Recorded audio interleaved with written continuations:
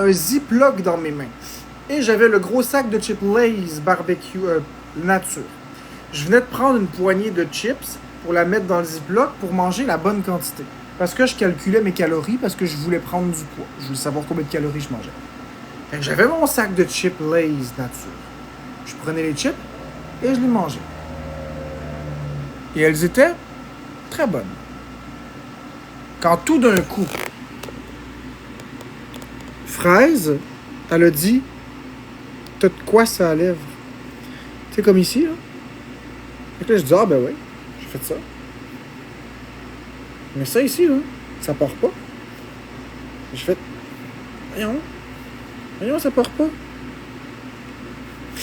OK? Et là, j'ai pas aimé ça. Et là, j'ai commencé à gratter, essayer de l'arracher. Mais ça s'en va pas. C'est un bout de lèvre, un bout de peau. Mais moi, je l'ai pas interprété comme ça, là. Puis là, Fraise a dit que mes lèvres épaississaient. J'ai interprété ça comme une grave réaction allergique que j'étais en train de faire. Fait que là, j'étais en live, comme ça, à voir ma lèvre super épaisse, puis à voir le boin ici, sans savoir ce qui se passait, avec Fraise qui me disait que je faisais une réaction, en tout cas que ça épaississait, les autres qui en rajoutaient, c'est vrai, c'est vrai, c'est vrai, puis moi qui étais complètement déconnecté. Là, j'ai fermé mon live doucement. Là, Florence était en live de son côté. Fraise était dans le live à Florence, puis elle faisait des affaires. Moi, je me rappelle, j'étais venu ici, puis là, je m'étais en venant dans la salle de bain là, j'avais allumé la lumière, puis je me checkais, puis à un moment donné, j'ai crié « Florence! Je suis en train de mourir! » Je m'en rappelle très bien, comme si c'était hier. J'ai dit « Florence, ça serre dans ma gorge! » J'ai dit « Viens voir! » Puis là, j'y montre ma lèvre, puis ma gorge, puis Florence de dire « C'est vrai que ça l'a gonflé. » Fait que là, Florence, elle l'a confirmé. Fait que c'était clair. Fait que j'ai fait, d'après vous autres, j'ai commencé à être très impatient, j'ai gueulé, puis j'ai pris mon vélo pour aller à l'hôpital à toute vitesse.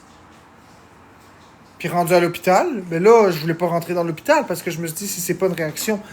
Fait que là, j'avais l'air d'un esti de zoufre, un esti de clown, à 1h du matin, à naviguer entre l'hôpital puis la maison puis l'hôpital, à penser que j'arrête de faire une grave réaction allergique pour finalement me reprendre en main. Parce que là, ça faisait 2h30 que j'étais sur le terrain de l'hôpital, puis qu'il arrivait rien. Puis j'ai dit, si ça avait été une réaction allergique, je serais mort. T'sais, je veux dire, ça l'aurait gonflé, il aurait arrivé quelque chose. Là. Oh! Puis je suis finalement revenu à la maison. On a reparti un live comme si de rien n'était. Puis j'ai donné de la marde à fraise framboise. Ça, c'est une vraie de vraie anecdote. Fraise, elle s'en souvient très probablement. C'est elle. Et je la trouvais pas drôle du tout. Au mois d'août 2023. Non, c'est pas arrivé hier, c'est arrivé au mois d'août 2023, ce que je viens de raconter.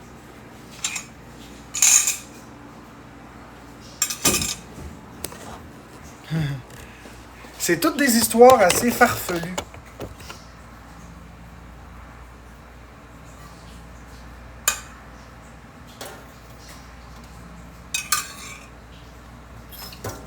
Non, c'était pas arrangé. Il n'y a jamais rien arrangé là, dans mes paniques.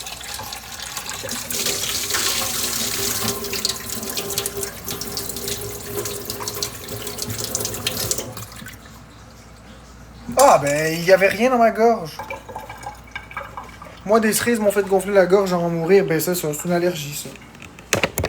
Mais moi, c'était de la panique. Il y avait rien de vrai, c'est Fraise qui m'a fait subjectivement croire à ça. Il y avait rien du tout.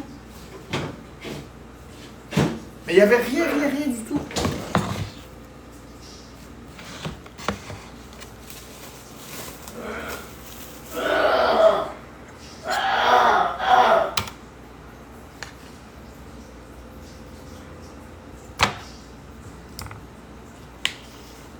Ouais, mais les abonnés aimaient ça me faire capoter. Là. Ils disaient plein d'affaires pour me faire peur, tu sais. Oh mon Dieu.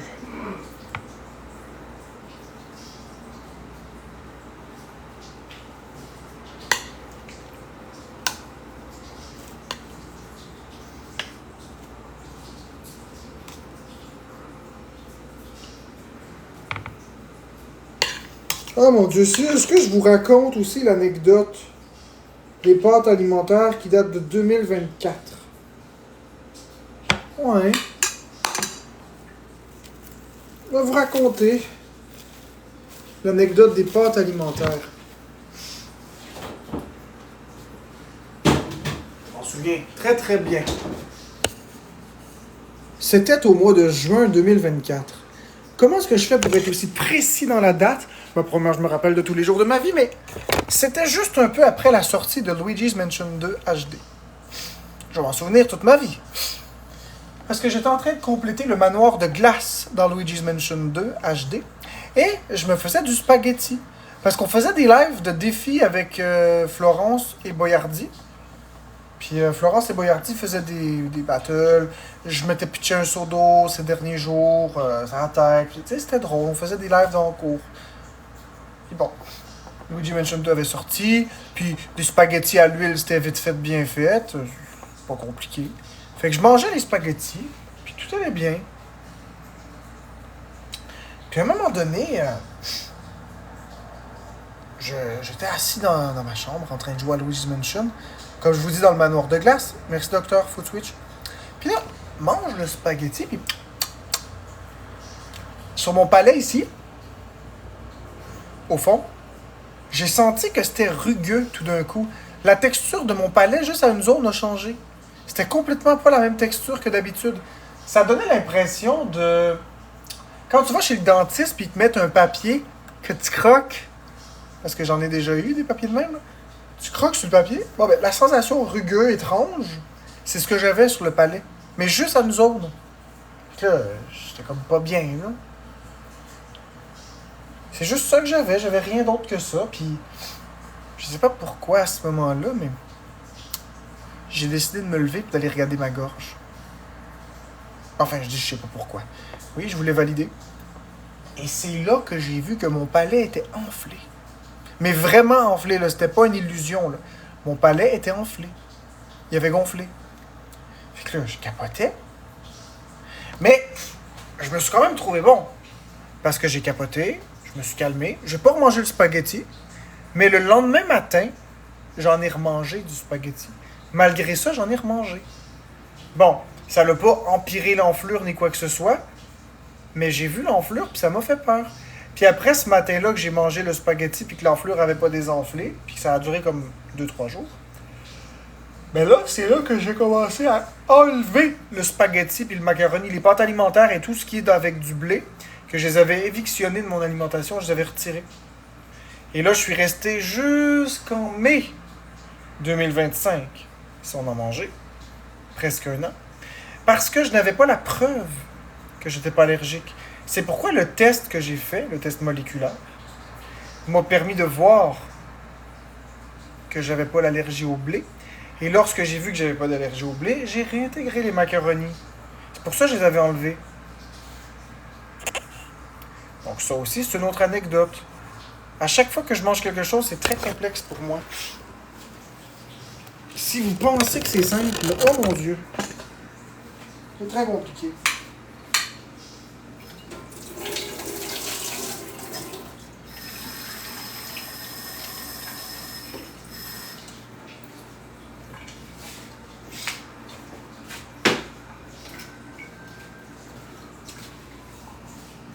T'as reçu une galaxie?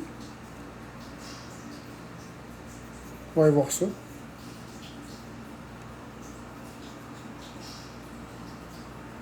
Oui, merci Dr. Food Switch pour la galaxie! Wouh! C'est vrai. C'est vrai. C'est vrai. C'est vrai, merci Dr. Food Switch! Food Switch pour la galaxie! Wouh! Yeah! Merci de me l'avoir dit. Je l'ai pas vu probablement parce que je regardais pas. Tu sais, il y en a beaucoup là, des anecdotes comme ça. Est-ce que je vous raconte l'anecdote?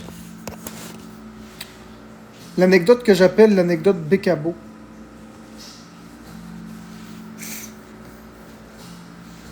Ça date un peu. C'est juste en rapport avec moi. C'est au moment où je réintégrais le jus de tomate dans mon alimentation.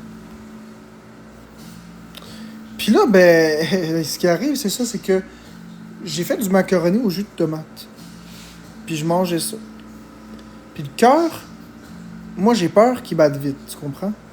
Et là, ce qui arrive, c'est que j'étais amoureux, moi, de Bécabo. Ça date environ... dans les derniers mois, là. Je vous donnerai pas une date exacte, là. J'ai pas envie que vous sachiez quoi que ce soit, mais dans les derniers mois. On va être large. Donc, j'ai mangé du jus de tomate. Puis moi, j'étais amoureux. J'étais amoureux, vraiment fou, puis je le suis encore, mais vraiment, là, littéralement. Là. Puis à chaque fois que je pensais à elle, le cœur, il me battait à toute vitesse. Mais là, moi, j'ai peur quand je mange du macaroni, surtout avec le jus de tomate. J'ai peur que le cœur m'accélère, tu comprends? Fait que là, je mangeais mon macaroni jus de tomate en pensant qu'il y avait un problème dans le jus de tomate. Le cœur commençait à me battre vite, mais il y avait elle qui m'écrivait en même temps. Fait que parce qu'elle m'écrivait, ben là, j'y répondais. Là, le cœur, il me battait vite. Là, il fallait que je départage qu'est-ce qui partait de mon anxiété, de qu'est-ce qui était l'amour, puis qu'est-ce qui était une potentielle crise cardiaque ou une drogue. Fait que là, j'avais comme 4-5 scénarios en même temps qui me passaient dans la tête. Mais le cœur, il me battait à toute vitesse. Fait que là, ben moi, ben, je voulais pas décevoir ma chérie. Fait que je continuais d'y parler, mais ça allait pas pantoute. Fait que c'était vraiment du n'importe quoi. C'était vraiment du n'importe quoi. Je me rappelle, fait que là, j'ai été honnête, là, j'ai pas pu le cacher. J'ai dit à ma chérie que là, je filais pas. Puis j'ai laissé mon téléphone de côté. Je me suis couché sur mon lit, j'ai fait mes affaires, j'ai joué à ma Nintendo Switch. Je me suis calmé. Puis un coup, c'était calme. J'ai dit à ma chérie que tout était correct. Le sentiment d'être amoureux comme ça? Non, Olivia Fex. Non. Non, jamais. Je n'ai jamais ressenti rien de tel. Jamais. C'est vraiment unique. C'est très particulier. Très, très particulier. J'en ai beaucoup des anecdotes comme ça. Des chips Lay's que je mettais dans ma bouche, que ça me brûlait la langue et le palais au complet. En passant par des gruaux qui goûtent l'arsenic. Ah! Je pourrais en raconter 116 des anecdotes comme ça, je vous le garantis. Mais, le seul point commun de tout ça, c'est que je suis pas mort. Il y a une autre anecdote secrète que je vous ai jamais racontée. Personne s'est rendu compte de rien. Personne s'est rendu compte de rien, je l'ai bien caché. Raconte-nous. Vous voulez que je vous raconte? Je vais vous donner une date très précise. Et vous pourrez le trouver sur Canolavision. Vous allez voir que c'est vrai. Le 1er septembre 2024, le matin, vers 8h30, le 1er septembre 2024, et vous pourrez regarder ce Canolavision si vous me croyez. Nous étions donc le 1er septembre. Et moi, je venais de recevoir mon ordinateur que je m'étais acheté, mon laptop, pour faire des lives TikTok. Et si vous vous souvenez, le premier jeu que j'ai streamé, c'était Super Mario Bros. Wonder. J'avais commencé à le streamer quelques jours avant le 1er septembre. Puis là, on était au 1er septembre, et je me rappelle très bien dans quel niveau j'étais rendu. C'était le matin. Je m'étais fait un gruau à l'huile, et je mangeais mon gruau en vous parlant et en streamant le jeu. Tout en jouant au jeu, subitement comme ça, le cœur, j'ai commencé à le sentir battre vite. Il battait vraiment vite. Mais moi, comme je vous ai dit, j'ai une phobie de ça. Je déteste quand mon cœur bat vite. Fait que la première chose que j'ai fait, c'est aller aux toilettes parce que mon transit intestinal était accéléré à cause de ça. Donc j'étais chiant en eau. Après ça, je suis revenu m'asseoir pour continuer le live gaming. Mais il n'y a rien qui y faisait. Fait que ce que j'ai dit, tout simplement, c'est que là, j'avais fini. Puis j'ai resté la voix calme. Je sais pas comment j'ai fait, mais j'ai resté ma voix calme. Et j'ai dit, ben là,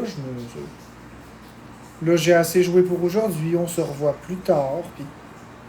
Mais dans ma tête, un plus tard, il n'y en avait pas. Parce que dans ma tête, j'allais mourir. Mais ça ne filait pas. Mais là, j'étais tout comme... Le live s'est terminé comme ça. J'ai dit, ben là, faut que j'y aille. Je vais faire d'autres choses. Puis... Non, j'interromps jamais un live comme ça, si ça va bien. Surtout pas un live gameplay, là. En tout cas, là, je ferme le live. Le cœur, il me débat tout à l'heure. Tout.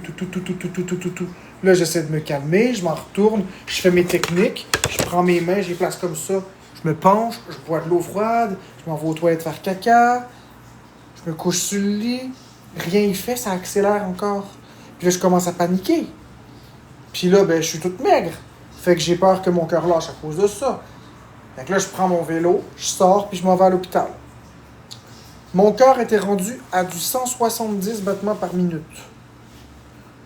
Je vais vous dire, c'est rapide, ça épuise. Ça, 170, là, c'est tout, comme ça dans le poitrine. Là. Exactement comme ça. Tout, cette vitesse-là. Fait que là, on va à l'hôpital. Puis, moi, quand que mon cœur bat vite, comme ça, je m'en vais pas emmerder l'hôpital. Je m'en vais sur le terrain de l'hôpital, je rentre dans l'hôpital, puis je m'assois, puis j'attends. Je me sens en sécurité. La plupart du temps, quand même relativement rapidement, on parle en 20 minutes à peu près, mon cœur retrouve des vitesses normales. Mais pas cette journée-là. Il ralentissait, il redevenait dans une zone normale, puis après, il rebattait de plus en plus vite.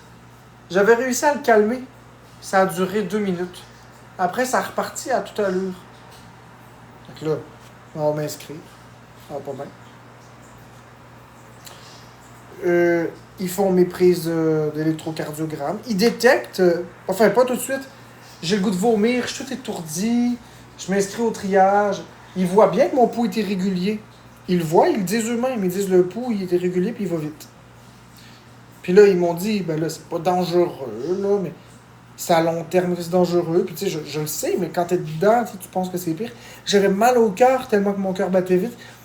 Il battait tellement vite, tellement irrégulier que j'avais envie de vomir. Puis là, je leur disais, j'ai le goût de vomir. Puis là, ils me disaient, oui, c'est normal, le cœur bat très vite. C'est un des symptômes, c'est d'avoir mal au cœur des fois. Puis là, je dis, oui, mais je suis pas capable, je vais vomir. Puis il dit, regarde, tant que ton cœur il respecte une certaine balise, il n'y a pas de danger. Fait que j'étais comme, ok, tu sais. Là, je m'en vais dans la salle d'attente. Tu sais, je vous raconte ça, mais ça prend du temps, tout ça, là. Ça a l'air super vite, la façon que je vous raconte ça. Tout ça pour dire que j'ai appelé Florence pour qu'elle m'amène mon téléphone. Elle m'a amené mon téléphone vers 12h15, 12h30. Puis à 1h, on est parti. À 1h, j'ai fait mon électrocardiogramme. Il a remarqué l'arythmie. Mais les médecins ne sont pas venus me sauver. Fait que je me suis dit que s'ils ne sont pas venus me sauver, c'est qu'il n'y avait rien de grave tout de suite. Fait que quand j'ai fait mon ECG, puis j'ai eu mon téléphone, ben ça s'est replacé. Aussi vite que c'est passé, que c'est paru. Mais entre les deux, il s'est écoulé un 3 heures. Ça veut dire que mon cœur a battu super vite comme ça pendant 3 heures. Merci, Dr. Food Switch. Et là, ben naturellement, j'avais peur que ce soit un aliment que j'ai mangé qui m'ait causé ça. Fait que c'est ça qui a fait que j'ai éliminé d'autres ingrédients à ce moment-là dans ma vie. Fait que vous voyez, ma vie, là, c'est rempli d'embûches. Manger, pour moi, c'est tout sauf un plaisir. Je n'ai aucun plaisir à manger. Mais aucun. Fait que ça, c'est une anecdote que je n'ai jamais racontée à qui que ce soit. Je l'ai toujours gardée pour moi, celle-là. Mais là, ce soir, vous le savez, que le 1er septembre 2024, quand j'ai fermé mon live, c'était pas pantoute parce que j'étais calme. J'étais en panique atroce. Mais j'étais pas pour vous le dire. Ça aurait été pire.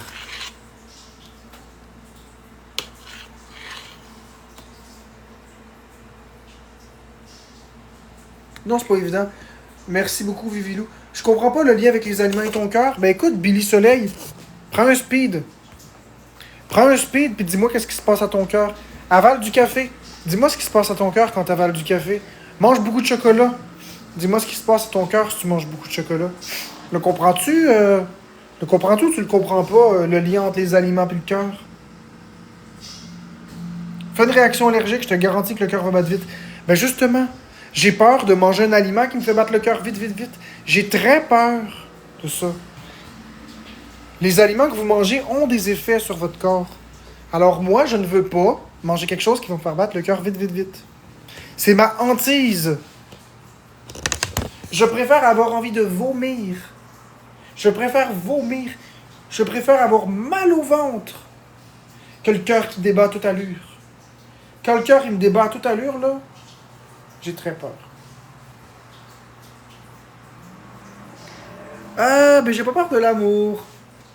Lily, est-ce que j'ai peur de l'amour? Pas de l'amour en tant que tel. J'aime ça. Mais le cœur qui bat vite, ça me fait peur.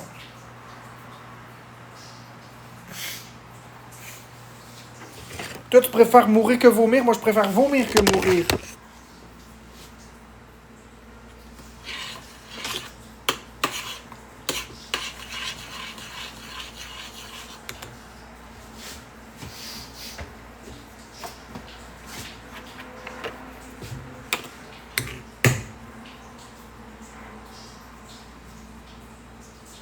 Mais j'ai horreur du cœur qui bat vite.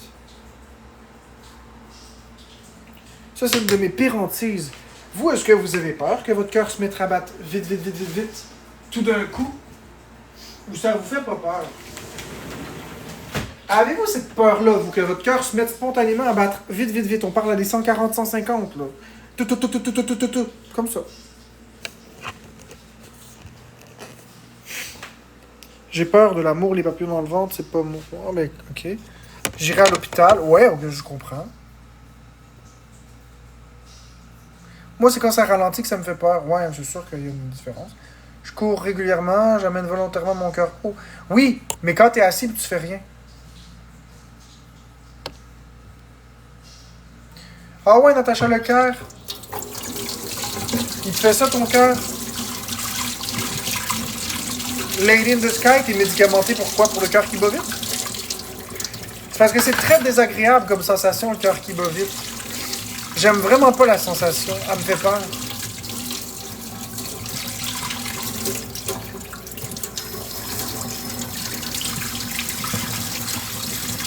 Ah ouais, mais Sting. Puis c'était quoi qui a fait monter ton cœur à cette vitesse-là, si c'est pas trop indiscret? C'était quoi qui a fait monter ton cœur à 200?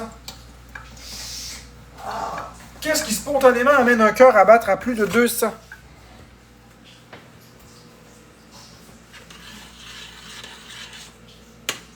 Non, pas la poudre. Dr. Food Switch. Je suis sûr que c'est pas ça la réponse. La vitesse normale, c'est environ entre 60 et 100 au repos.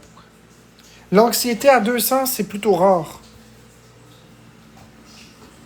C'est mon cœur. Relever le traumatisme. Si tu veux pas en parler, mais Sting, parle-en pas. Mais si ça te dérange pas de m'en parler, dis-le. J'aimerais savoir comment que le cœur peut battre à 200. Je veux dire, à la maladie de Bouvray ou... Pas une crise de panique, quand même.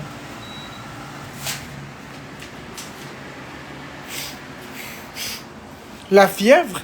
Moi, ça me fait battre le cœur vite, la fièvre. J'aime pas ça. Mais vraiment vite. Je déteste quand ça fait ça.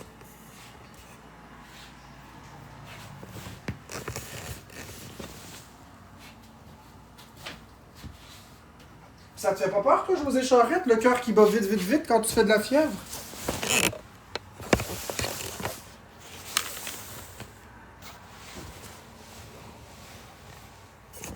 Parce que ça peut battre vite en ciboulot, là.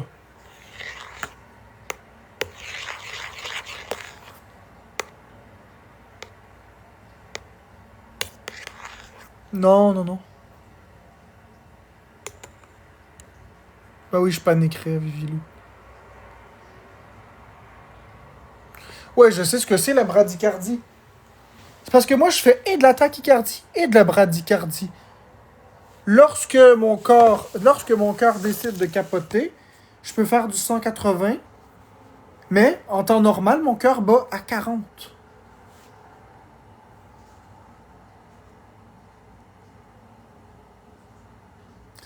En temps normal, mon cœur bat à 40. Là, je sais pas combien il bat en ce moment, je vais le vérifier. Merci, Dr. Footswitch. Lorsque je fais mes infections rénales, je fais de la fièvre naturellement, j'ai tachycardie. Ouais, mais c'est pas le fun, ça. On va voir à combien il est en ce moment.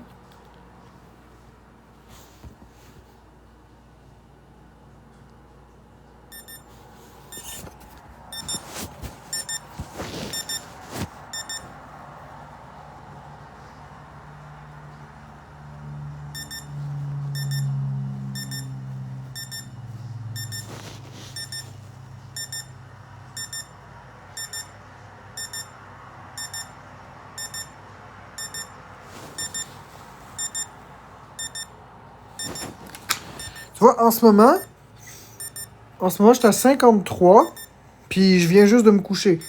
Si je reprends mon rythme cardiaque dans 1 minute, je vais être à 42. C'est mes rythmes cardiaques normaux. J'ai toujours été comme ça. C'est très bas. Oui, je sais c'est quoi Pluma Joker. C'est entre 60 et 100, pas entre 50 et 100.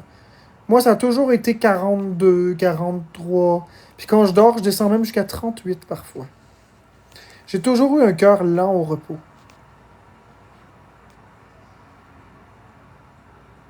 Mais vraiment lent. Ce qui n'est pas une mauvaise chose. J'ai aucun symptôme de ça. Ben non, ben non. Quand on dort 38, c'est pas dangereux. Mais non, mais non, mais non. Mais non, mais non, c'est pas dangereux. J'ai fait des ECG avec ça.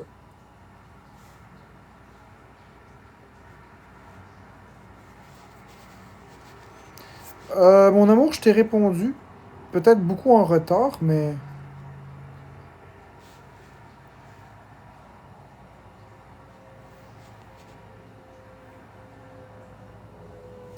Parce que j'étais en train de faire mon souper.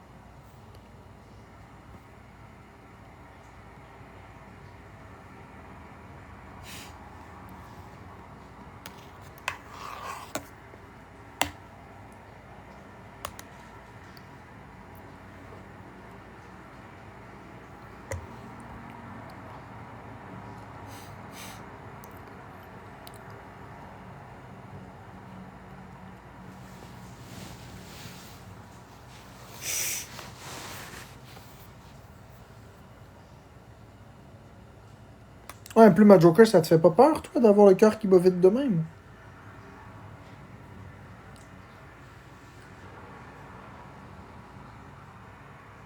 Ouais, c'est pas si pire que ça, ta pression, José Charette. C'est une belle moyenne pareille.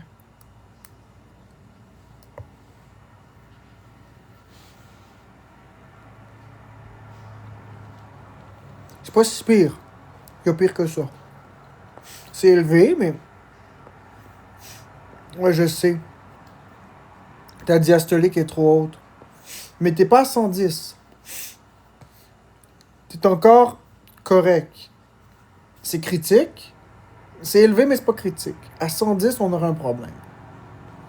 Mais à 100, c'est quand même très élevé. Il faudrait la descendre en bas.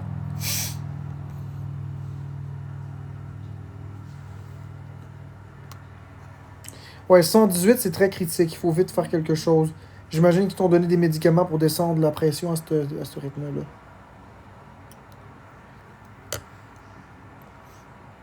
Ben, c'est bien, le Joker. Puis est-ce que t'es quelqu'un de stressé dans la vie, toi?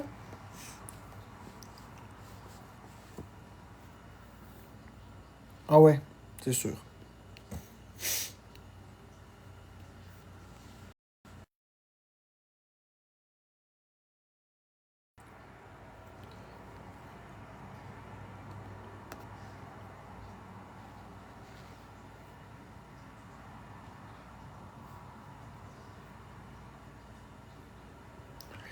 C'est plate, très Pluma Joker. Je te souhaite que du beau, hein. J'espère qu'ils vont trouver une solution. Ça fait peur.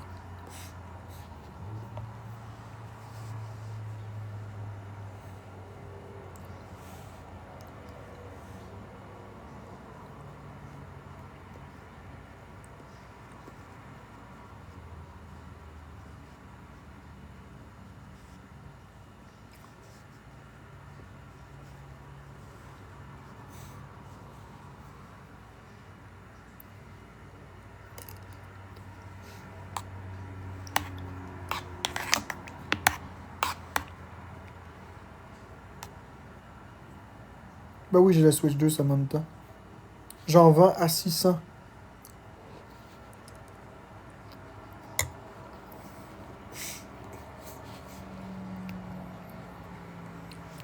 Oui, Vivilou, c'est vrai, mais il y a une différence entre basse pression normale et basse pression pathologique.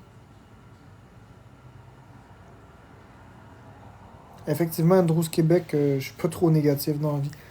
Il y a une différence. Si c'est une basse pression légère, comme du 90, ok, je vais t'expliquer. Ok, Vivilou? Ok. Une basse pression, la pression normale est de 120 sur 80. Ça, c'est une pression parfaite comme dans les livres.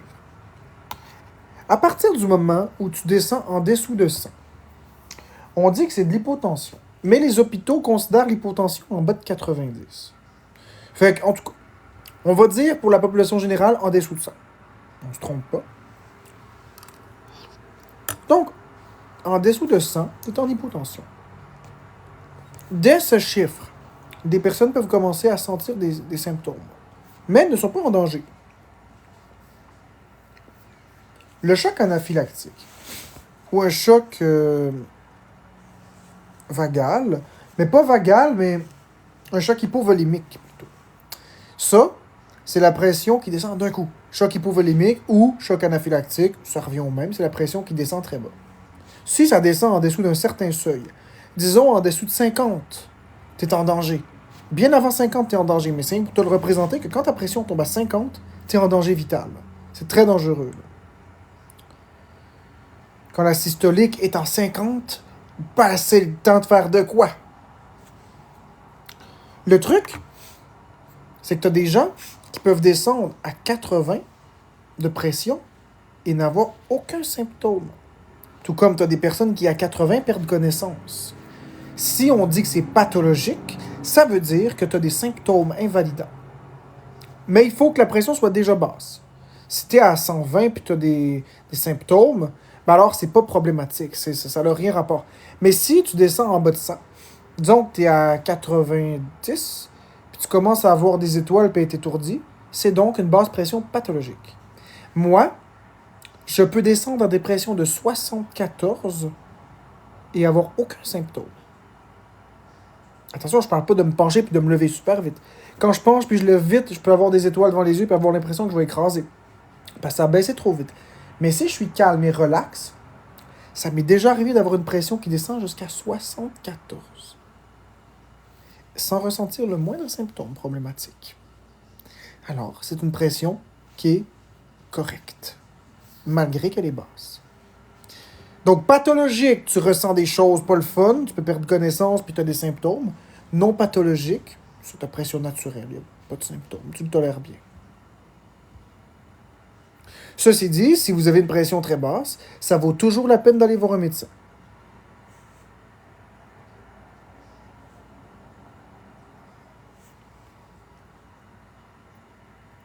Ok, Plumajo, que je comprends.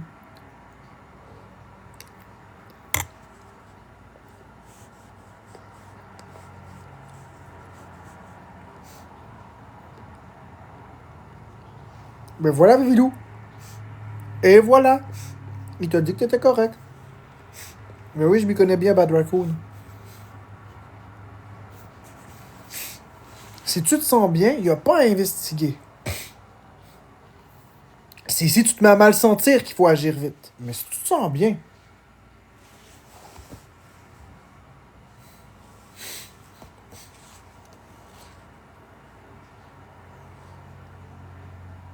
Orthostatique.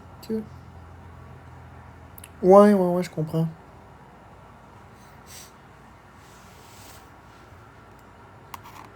Mais ça, c'est au lever quand tu te lèves trop vite. Oui, l'anémie, ça a le rapport avec une basse pression. Bien sûr que si.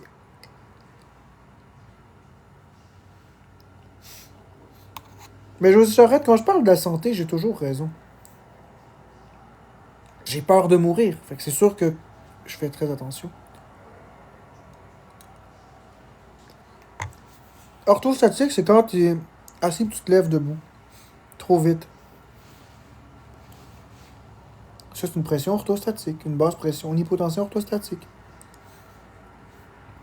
Si tu es debout, tu te penches pour ramasser quelque chose, tu te relèves, pression orthostatique. Mais Luna Victoria, si tu veux monter ta pression artérielle, il y a plusieurs options. Écoute bien ce que je vais te dire, là. Et ça remplace pas ton médicament ni tes conseils de médecin. Je te donne des conseils non médicaux. Étape numéro un, les bas de contention. Les bas de contention de nylon serrent le bas des chevilles, ce qui a pour effet de faire une constriction sur les vaisseaux sanguins, ce qui a pour effet d'augmenter la pression. Deuxième chose que tu peux faire, c'est manger salé. Le sel augmente la pression artérielle. Troisième chose que tu peux faire, te coucher et lever les jambes avec des coussins. Ça aussi, ça aide à monter la pression artérielle. Quatrièmement, boire beaucoup d'eau. Particulièrement de la froide. Ça fait augmenter la pression artérielle, ça aussi. Accessoirement, faire une crise de panique ou stresser. Ça monte la pression beaucoup, mais ça, c'est pas un bon truc. Sinon, tous les autres trucs que je t'ai donnés sont bons. Et évidemment, prendre ton médicament.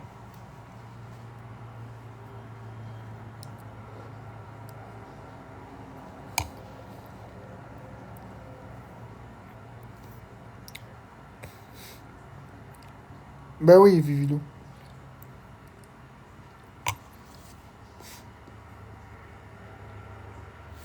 Comme ça, tu sauras.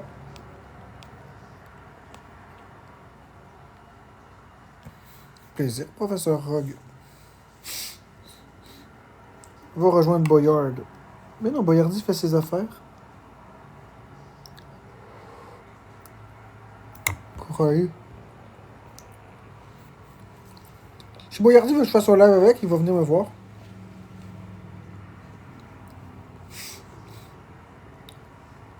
Essaye-le.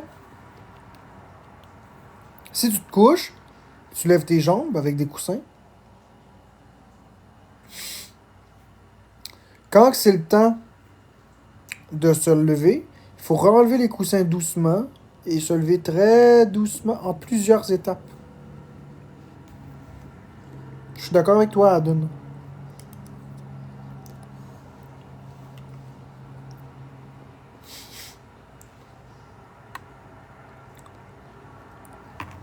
Tu vois, Vivilou? J'en ai des connaissances, hein? J'ai pas de chat GPT devant moi, là. Je mange mes patates puis je vous réponds à des questions médicales. Ils sont là, mes connaissances. J'en ai beaucoup, beaucoup, beaucoup des connaissances.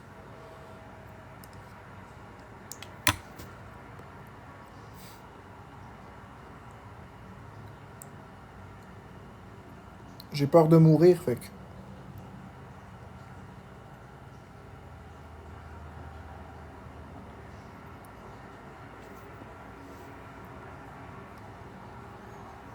Merci, Adun. C'est de ça que les gens sont jaloux. Pas un chat GPT, moi. J'adore les intellos.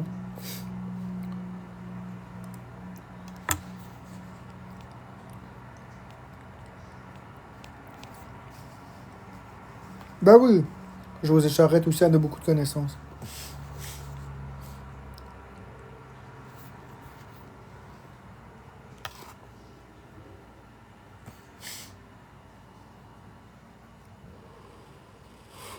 Marc GPT.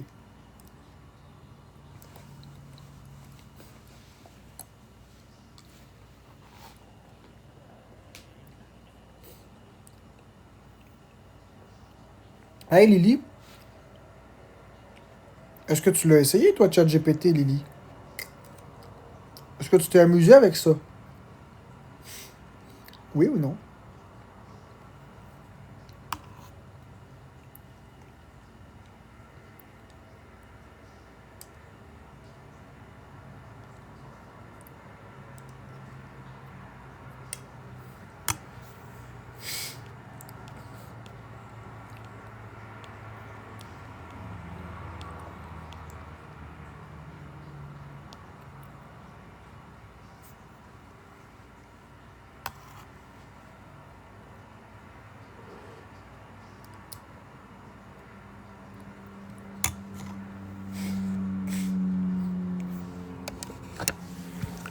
ah!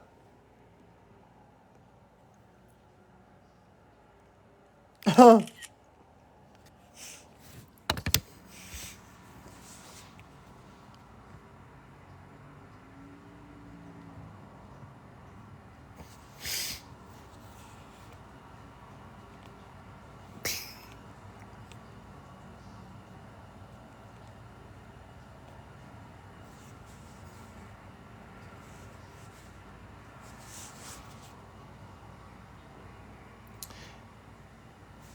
En fait, je vais relativiser, Lily. ChatGPT est un outil excellent. Mais, il ne faut pas l'utiliser de façon automatique. C'est un outil de divertissement qui peut nous aider un peu à avoir des réponses rapides à des questions. Si on est pressé d'avoir une réponse, oui. Mais, ça rend le cerveau mou. Parce que quand on utilise ChatGPT, on n'utilise plus les vieilles méthodes conventionnelles et on ne vérifie plus les informations. C'est là le danger de ChatGPT. Vous demandez quelque chose à ChatGPT, il vous donne une réponse, puis vous dites voilà, c'est la réponse absolue. C'est pas bon. Il est là le problème. Mais tu sais, une soirée comme ça, que vous cherchez une réponse rapidement à quelque chose, vous n'avez pas le goût de chercher, ChatGPT peut se révéler merveilleux. Le problème, c'est qu'il ne faut pas avoir le réflexe de ChatGPT à chaque chose. Non, Vivilou, l'intelligence artificielle ne peut pas devenir méchante comme dans les films. C'est littéralement juste impossible. Faites-moi confiance. Impossible. Vous faites des scénarios catastrophes, mais c'est littéralement impossible. Sûr à 100%. Exactement, ChatGPT, c'est un outil exceptionnel qui ne doit pas devenir une habitude. L'intelligence artificielle ne fera jamais ces choses-là, Vivilou. Sûr à 100 000 %. C'est pas de là que vient le danger. Le danger vient des humains, de ce qu'ils vont en faire. Par contre, je vais vous expliquer une expérience qui fait froid dans le dos. OK? Je vais vous en parler de quelques-unes. Il y a quelques années, Microsoft a fait un test et a programmé une intelligence artificielle. Puis, il l'a mis en contact avec une deuxième intelligence artificielle. Donc, deux intelligences artificielles ensemble. Et les deux avaient une instruction simple. Se parler en langage codé l'un et l'autre. Donc, le premier intelligence artificielle parlait en langage codé pour que le deuxième comprenne. Puis le deuxième répondait dans le même langage codé au premier. Donc, c'était simple, c'était de voir s'ils étaient capables de créer un langage d'encodage, tout simplement. Au début, ça se passait bien. Les intelligences artificielles... Non, c'est pas vrai, attendez, c'est pas vrai. Ils avaient le mandat de se parler entre eux et d'avoir une conversation entre eux, tout simplement. Excusez-moi, oubliez ça. Au début, tout se passait bien. Ils conversaient les deux ensemble. Là où ça a commencé à se gâter, c'est que rapidement, ils ont commencé à créer un langage entre eux. En pas longtemps. Puis là, ils commençaient à se parler, les deux intelligences artificielles ensemble, sans que les humains comprennent ce qu'ils se disaient. Et à ce jour, on n'a jamais trouvé ce qu'ils se disaient. Ça faisait pas partie des instructions de créer un langage. Ils devaient juste communiquer ensemble. Au début en français, en anglais, puis rapidement dans une langue incompréhensible. Qui se sont créés, puis ils se comprenaient bien. Ça fait froid dans le dos. Il faut comprendre que l'intelligence artificielle, là, le danger, c'est pas tant ce que les intelligences artificielles font. C'est des logiciels programmés avec des limites. Ils peuvent pas surpasser une limite. Ils n'ont pas le droit de choisir. Ils sont automatisés. Merci, Luna Victor. Ils sont automatisés. Par contre, avec l'intelligence artificielle, n'importe qui peut créer des fake news. N'importe qui peut créer des fausses exposes. Et, imaginons un peu, que l'intelligence artificielle créerait une vidéo de Donald Trump qui dit qu'il va appuyer sur le bouton pour lancer les bombes nucléaires sur la Russie. Et imaginons que Vladimir Poutine voit cette vidéo. Vous savez très bien que dans le monde, tout va très vite. Alors, en supposant que Donald Trump pèse pour vrai sur le bouton, la Russie ne dispose que de 5 minutes pour agir. C'est vite 5 minutes, là. Donc, est-ce que Vladimir Poutine va être capable de se calmer et de prendre le temps de vérifier? Ou est-ce qu'il va peser sur le bouton de l'arme atomique, lui aussi? Sauf que si les États-Unis n'ont rien pesé parce que c'était un fake news, la Russie envoie des bombes nucléaires sur les États-Unis et c'est fini. Parce qu'après ça, ça va s'enfuir une guerre mondiale. Ça, c'est beaucoup plus menaçant que l'intelligence artificielle seule. Encore une fois, c'est les humains et les dessins des humains qui sont problématiques et non pas la technologie. C'est comme une mitraillette. Super bon outil pour chasser. Mais utilisé à mauvais escient, ça peut tuer des gens. Alors non, les intelligences artificielles ne sont pas à craindre, bien que l'expérience que je vous ai parlé est bizarre.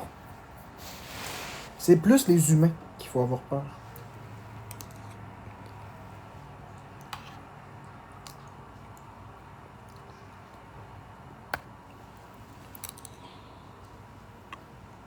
Quoi, Vivilou? Dis-moi ça. Oui, allez vérifier, vous allez voir, c'est vrai ce que je vous dis. Les intelligences artificielles se parlaient l'un et l'autre, puis à un moment donné, ils se sont mis à parler dans une autre langue. C'est que autant que t'es full anxieux, autant t'es extrêmement rassurant comme personne. Ben, excellent. Mais faites-moi confiance, je suis prêt à parier tout ce que je possède que l'intelligence artificielle ne sera jamais dangereuse. Pas de elle-même. Voulez-vous que je vous dise comment l'intelligence artificielle va devenir dans le futur? Voulez-vous que je vous dise où est-ce que ça s'enligne? Le plus probable. Je vais vous dire où est-ce qu'on s'en va. Je vais vous dire exactement où on s'en va. Selon moi. On verra si l'avenir me donne raison. Mais, ça vous intéresse? Il y a Vivilou qui dit oui.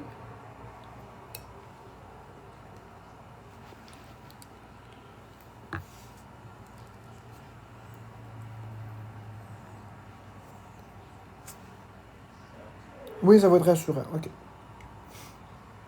Ça va être à moitié rassurant puis à moitié épeurant, mais je vais vous dire tout sans langue de bois. Il va y avoir plusieurs paliers. On va commencer par le palier le plus intéressant.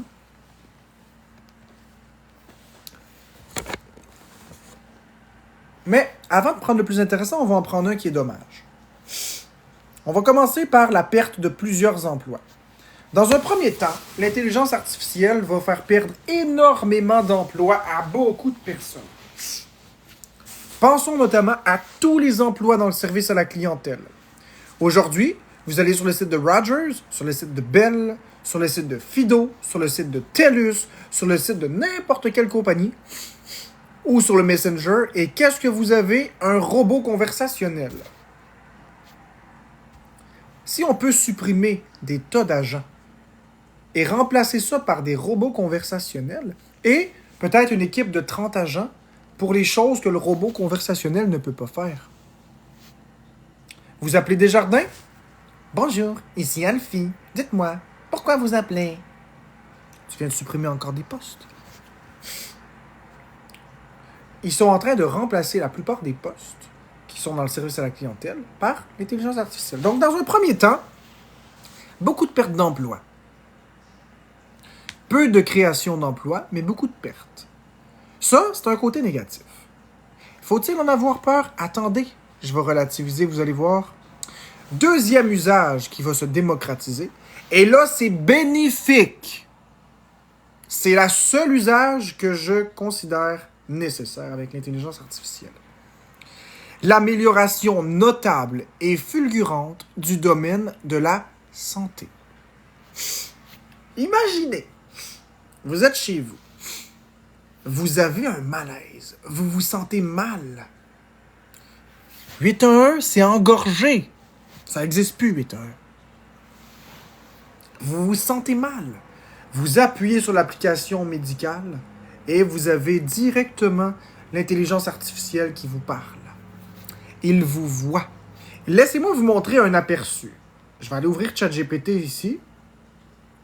Laissez-moi vous montrer un aperçu. Vous allez voir à quel point est-ce que c'est fou. Sur l'interface de ChatGPT, ici, on appuie là, puis on peut appuyer sur la vidéo. Donc, ChatGPT me voit. OK? Regarde bien. Oui, c'est beau. Je te vois bien maintenant. Donc, n'hésite pas à me montrer ce que tu veux. Je suis là. Est-ce que tu trouves que mon cou est maigre? Dis-moi ce que t'en penses. Eh bien, de ce que je vois, ton cou a l'air tout à fait normal. Pas spécialement maigre. Franchement, ça me semble bien équilibré. Donc, t'inquiète pas trop. OK, regarde mon corps. Est-ce que tu trouves qu'il est maigre? Alors, en regardant comme ça, je dirais que t'as juste une silhouette plutôt fine et normale. C'est pas spécialement maigre, ça a l'air juste d'être ta morphologie. Donc, honnêtement... Vous voyez, là, on est capable d'avoir une conversation comme ça. Imaginez une application médicale où on peut lui demander « J'ai un malaise cardiaque, je me sens pas bien ». Et les technologies du téléphone peuvent nous scanner en temps réel. Par exemple, le flash du téléphone pourrait agir comme saturomètre. La Apple Watch pourrait servir comme capteur de pression artérielle, avec un capteur de température intégré. Il pourrait y avoir un électrocardiogramme directement sur le téléphone qu'on se met sur le cœur, puis il serait capable de détecter. Je pense que je fais une grave réaction allergique. En est-ce une? Selon ce que je vois, vous devriez immédiatement vous injecter de l'épipène et aller à l'hôpital tout de suite. Ceci est le point le plus important. Cela va désengorger les hôpitaux de façon massive. Vous allez avoir une réponse rapide et fiable et efficace. Vous avez un symptôme? Vous parlez à docteur en ligne. Ça, c'est là qu'on s'en va avec ça. Ça, c'est génial. L'intelligence artificielle qui a accès à votre dossier médical en temps réel. L'intelligence artificielle qui a accès à l'ensemble des connaissances de l'humanité via des sources fiables et sécurisées, parce qu'on parle d'une application médicale. Ça, c'est prometteur. Ça, c'est vraiment bien. Ça veut dire qu'en gros, l'intelligence artificielle pourrait vous scanner en temps réel sans que vous le sachiez, puis avant même que vous ayez un malaise, vous envoyez l'ambulance. Quand c'est le temps. Tu portes ta montre Apple Watch, mettons, là, dans 5, 6 ans, 10 ans, puis elle scanne en continu ton rythme cardiaque. Et avant de faire un arrêt cardiaque, supposons qu'on découvre qu'avant de faire un arrêt cardiaque, le cœur, il bat d'une certaine façon étrange quelques heures avant l'arrêt cardiaque. La Apple Watch détecte ça. Elle t'envoie l'ambulance avec la position GPS. Bang! L'ambulance arrive, toi tu comprends pas pourquoi. Il te sauve la vie. Dans un domaine un petit peu plus loin, parce que ça, c'est le seul domaine que je suis d'accord. Dans un domaine un petit peu plus loin, voici ce que va être l'intelligence artificielle, et ça a déjà commencé. Nous allons avoir des avions sans pilote, des voitures sans pilote, sans conducteur, des trains sans conducteur. Aujourd'hui, les avions de type Airbus n'ont plus besoin d'un humain. L'avion peut décoller et atterrir sans l'intervention de l'homme. On laisse un humain dans le cockpit juste pour s'assurer. Mais aujourd'hui, en 2025, les avions décollent et atterrissent sans l'intervention d'un humain. Ils sont capables. Juste accélérer puis ralentir que l'humain fait, puis l'avion est capable de tout faire.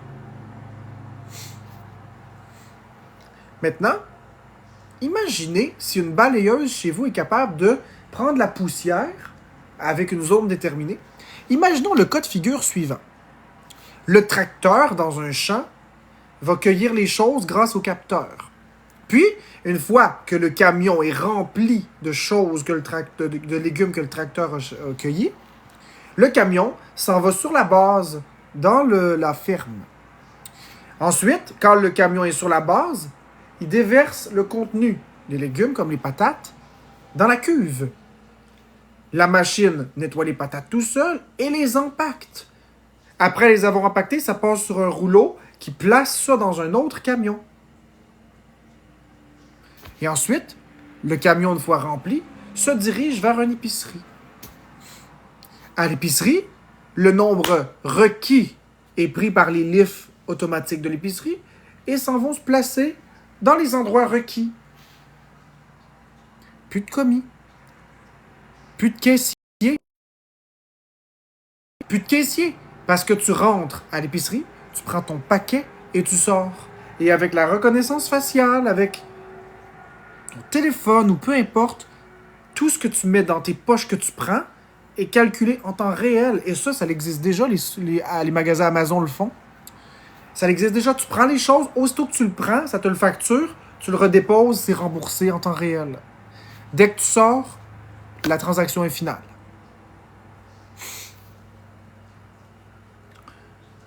On arrive dans un monde où, et là, c'est là où ça devient triste et à la fois beau et triste, la technologie va devenir l'esclave de l'homme. L'homme va devenir prisonnier de ça. C'est pas tant que la technologie va nous détruire. C'est pas tant qu'ils vont nous tirer des balles dans la tête puis qu'ils vont se révolter. Non, c'est que vous allez devenir inutiles. Vous allez devenir des gens qui vont juste attendre de mourir. Parce que tout va se faire tout seul. Vous aurez juste à occuper votre temps. À terme, il n'y aura plus d'emploi. À terme, il va y avoir que des robots qui font tout pour nous, pour que nous, on profite de la vie en permanence. Mais c'est quoi profiter de la vie si on ne travaille pas? C'est quoi profiter de la vie si c'est juste rester assis? Si chaque chose que tu veux, ça a déjà été fait par le robot. C'est ça le danger de l'intelligence artificielle. C'est pas qu'ils nous détruisent puis qu'ils nous tuent. C'est qu'à terme, on va devenir des indésirables sur notre propre planète. La planète va se faire rouler, la société va se faire rouler par l'intelligence artificielle tout seul, sans notre intervention. Nous, on va juste les observer faire, puis faire qu'est-ce qu'on veut. Fait qu'en gros, on va avoir chacun un chèque de 3 000, 4 000, 5 000, 10 000 par mois, qui va être automatiquement déposé dans notre compte à tous les mois. Puis on va le dépenser dans ce qu'on veut. C'est ça où on s'en va. La seule utilisation de l'intelligence artificielle que j'approuve dans tout ce que j'ai dit, c'est celle du domaine de la santé. Pour tout le reste, ça ne m'intéresse pas. Mais c'est là où on s'en va.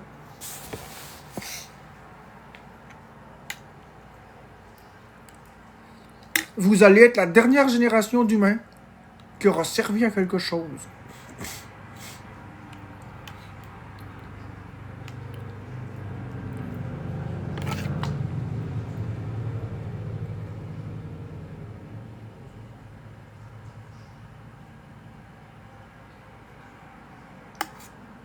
Non, mais j'ai lu l'étude de Vivilou de l'intelligence artificielle qui prédit le décès des humains avant même que le diagnostic puisse être posé.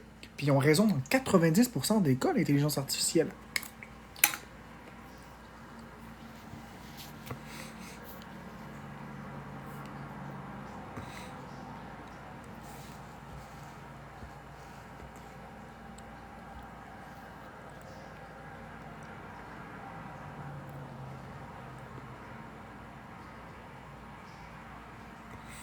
Mais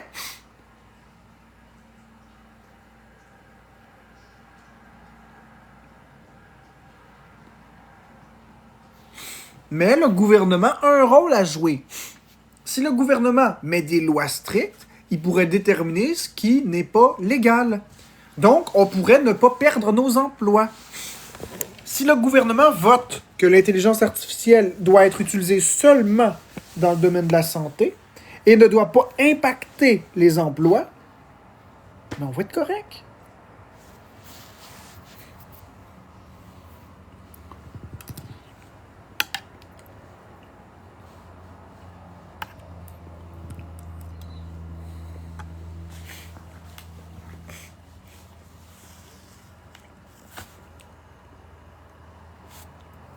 Mais as-tu vu, Vivilou, qu'est-ce que ChatGPT est capable de faire? As-tu vu ce qu'il est capable de faire?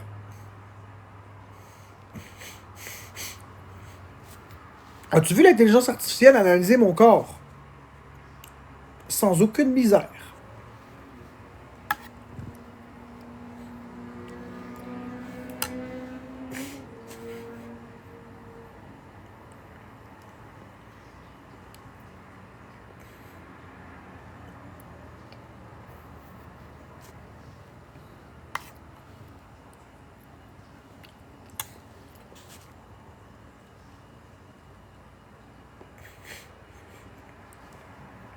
pense pas, Vivilou.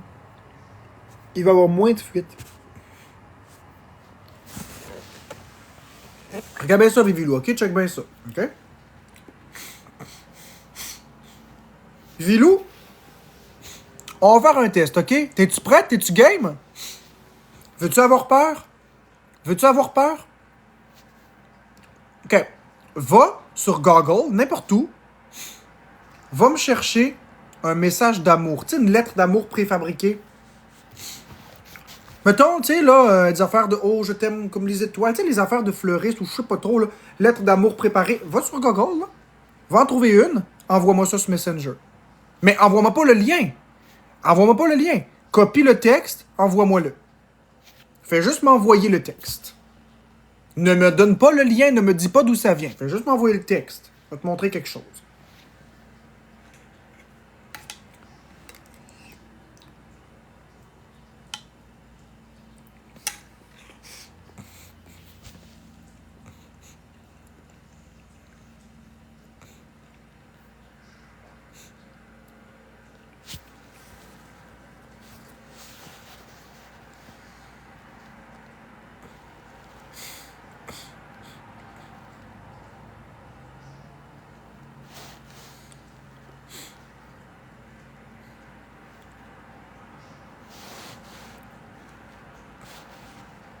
Tu me diras quand tu me l'as envoyé.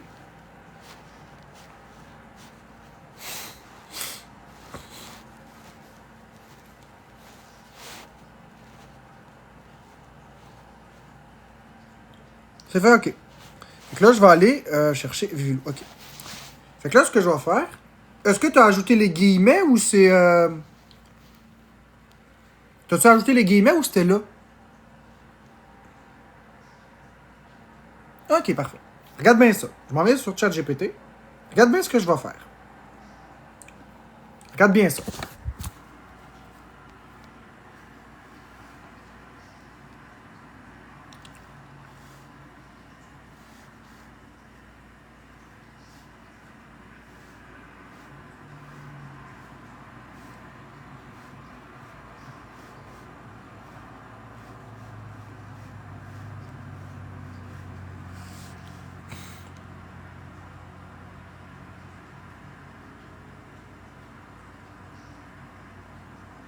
Et voilà. Tu l'as pris ici.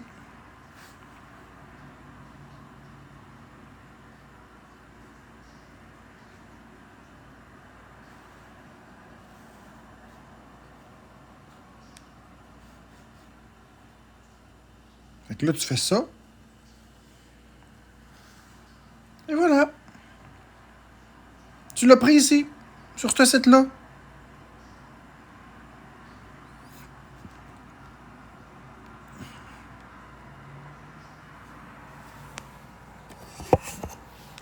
Il va me dire exactement d'où ça vient. Le site. Il va trouver tout. C'est fou, hein? Regarde bien ça même, OK? Je reprends ChatGPT. Puis je m'en viens à nouveau lui discuter comme ça.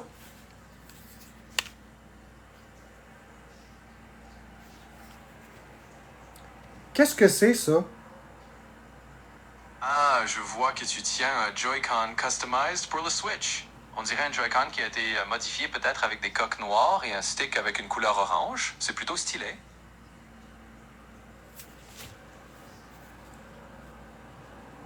Qu'est-ce que c'est, ça? Eh bien, ça ressemble à un autre Joy-Con custom aussi, mais celui-ci a une petite touche bleu clair sur le côté. En gros, c'est une autre variation personnalisée pour la Switch. Donc, ça a l'air que t'as des Joy-Con un peu uniques. Qu'est-ce que c'est, ça? Alors là, ça a l'air d'être un bâton de fromage ou un snack du genre, avec un emballage individuel. En gros, c'est probablement un petit encas, un peu comme un cheese stick ou quelque chose d'équivalent. Bon, là, il l'a pas, mais c'est parce qu'il le voit pas bien, là. On va y montrer comme il faut. Oui, je vois que c'est un peu sombre, donc... Qu'est-ce que c'est? Qu'est-ce que... Alors ça, c'est un auto-éjecteur EpiPen. En gros, c'est un dispositif utilisé pour administrer rapidement de l'épinéphrine en cas de réaction allergique sévère. Donc voilà, c'est un stylo d'urgence pour les allergies. Ouais, c'est sûr qu'il n'y avait pas beaucoup de lumière, c'est pour ça que tu t'es trompé. Oui, absolument. C'était un peu sombre au début, donc c'était facile de confondre. Mais maintenant qu'on voit bien, c'est clair que c'est ton EpiPen. N'hésite pas si t'as d'autres choses à montrer. C'est quoi ça? Alors ça, c'est à nouveau ton Joy-Con Custom, avec cette coque noire et le côté bleu. Donc c'est bien la manette Switch que tu m'as déjà montré. Juste une autre vue. Elle a vraiment un style sympa comme ça. Qu'est-ce que c'est ça? Ah, ça, c'est une boîte de pansement de la marque Band-Aid apparemment. Donc c'est juste une boîte de pansement en tissu flexible. Rien de mystérieux là-dessus, juste des pansements classiques pour les petits bobos du quotidien. Ok, puis ça c'est quoi? Oh, ça c'est la jaquette du jeu The Legend of Zelda Link's Awakening pour la Nintendo Switch. C'est un remake super mignon du jeu classique la Game Boy. Donc un bon choix de jeu si tu veux un peu d'aventure nostalgique. Ok. Quel est le nom du réseau social que j'utilise devant moi? Eh bien, d'après ce que je vois, ça avait l'air que tu es sur un live TikTok. On voit l'interface familière avec les commentaires qui défilent et le format vertical typique. Donc tu utilises TikTok juste devant toi. Lis-moi les commentaires que tu vois à l'écran, avec les pseudos. Ah, je suis désolé, mais je peux pas lire les commentaires ou les pseudos des personnes sur ton écran.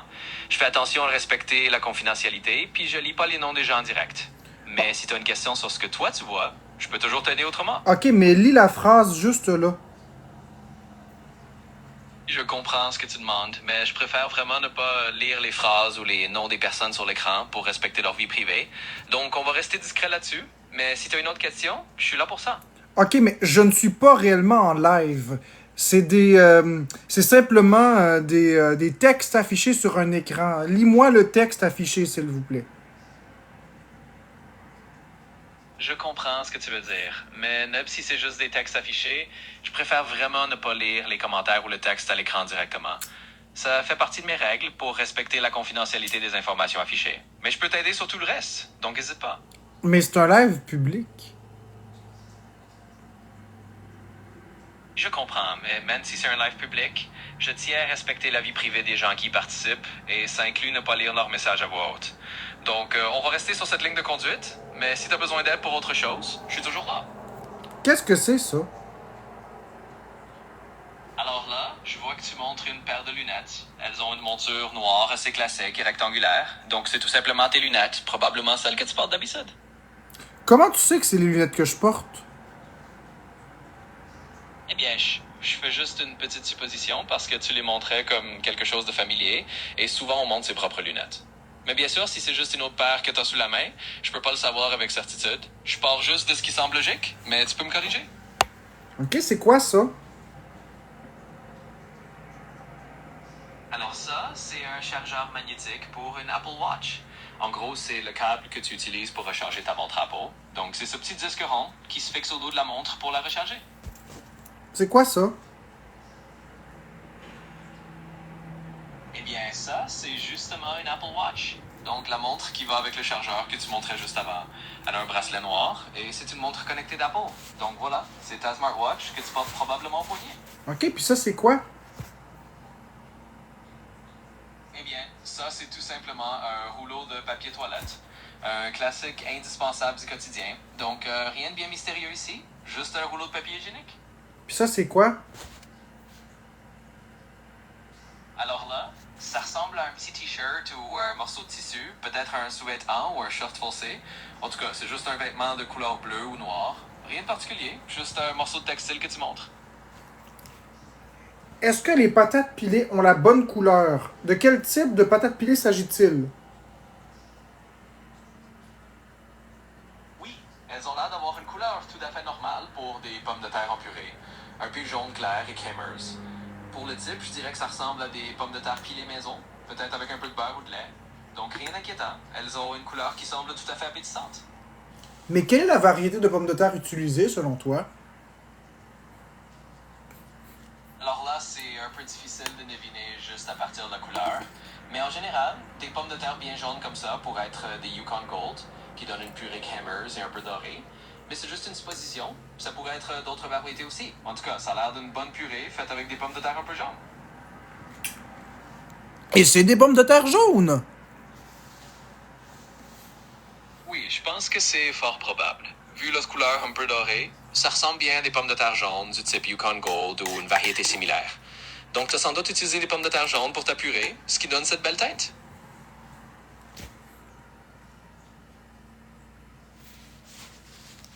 Bon, j'ai fermé ChatGPT. Donc, voyez-vous où est-ce qu'on s'en va? Voyez-vous où est-ce qu'on s'en va?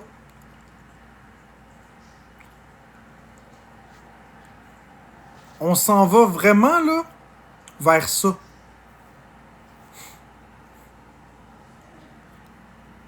Puis c'est vite, là.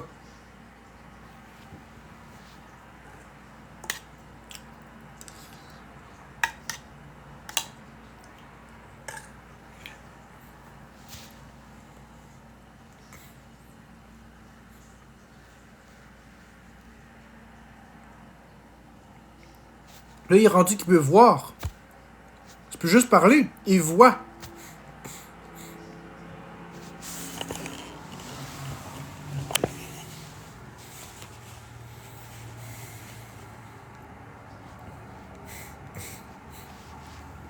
Non, écoute, Fred, tant pis, fallait être là.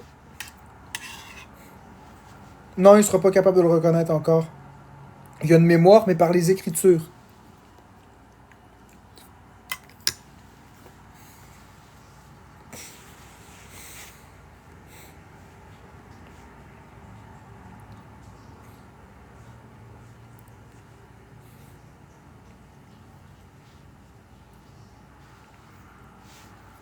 Éventuellement, il va être capable de faire ce que tu me demandes.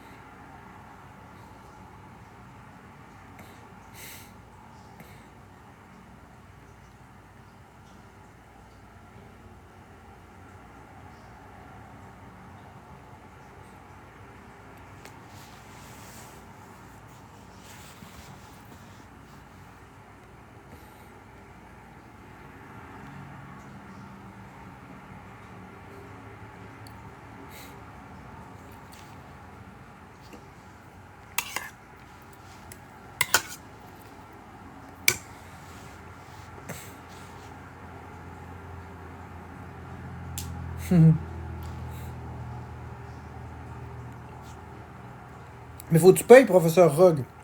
C'est 25$ par mois.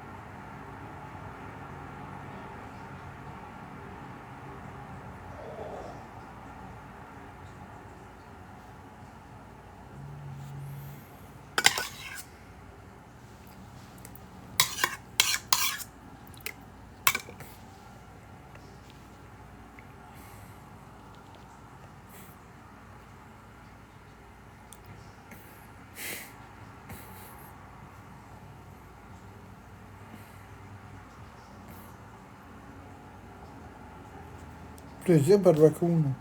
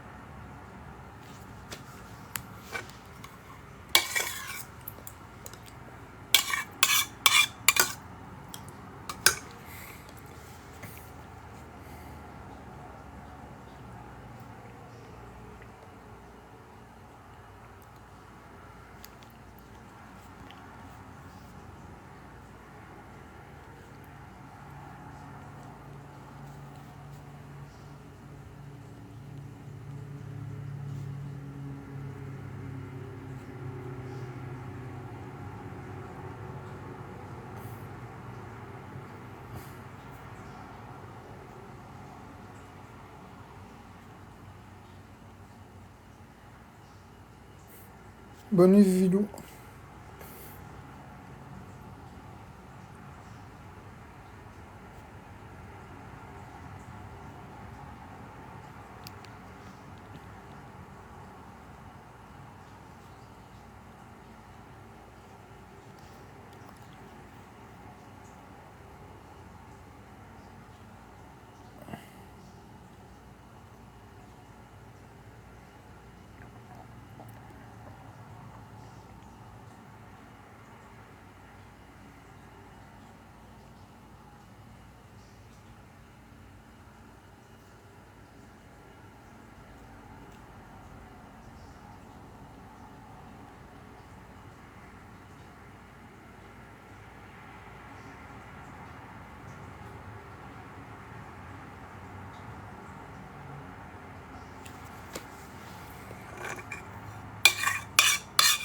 De quoi j'ai enlevé son sourire? J'ai rien fait.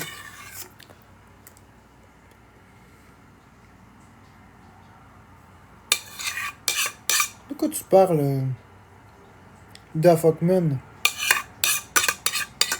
Vraiment, de qui tu parles? De quoi tu parles?